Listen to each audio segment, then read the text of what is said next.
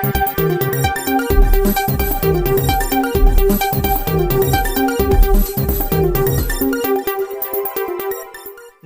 મિત્રો, અમારી at news ચેનલમાં તમારું સ્વાગત છે।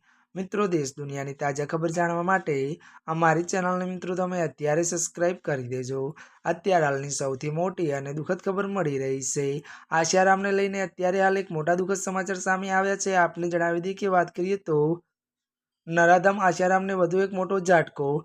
જી આ મિત્રો, વિગતવાર વાત કરવામાં આવે તો નરાધમ આશારામ રાજસ્થાન હાઈકોર્ટ વધુ એક ઝાટકો આપ્યો છે। જો કે મિત્રો, જણાવી દઈએ કે રાજસ્થાન હાઈકોર્ટે દુષ્કર્મ કેસમાં આશારામની ત્યારે સજા યથાવત રાખી છે। અને વધુમાં જણાવી દઈએ કે આશારામ દ્વારા ગુજરાત હાઈકોર્ટ મેડિકલ માટે જામીન અરજી કરી હતી। મળતી વિગતો અનુસાર વધુ જણાવી દઈએ કે મેડિકલ ગ્રાઉન્ડના આધારે આશારામે ગુજરાત હાઈકોર્ટમાં હંગામા જામીન ત્યારે લંબાવવાની અરજી કરી હતી। અને વધુમાં જણાવી દઈએ કે અગાઉ હાઈકોર્ટે તેમને જામીન 15 જૂન સુધી લંબાવ્યા હતા। જો કે જામીન પૂર્ણ થાય તે પહેલા ત્યારે રાજસ્થાન હાઈકોર્ટે ઝાટકો આપી સજા યથાવત રાખી છે। આશારામને લઈને આ મોટી દુઃખદ ખબર મળી રહી છે।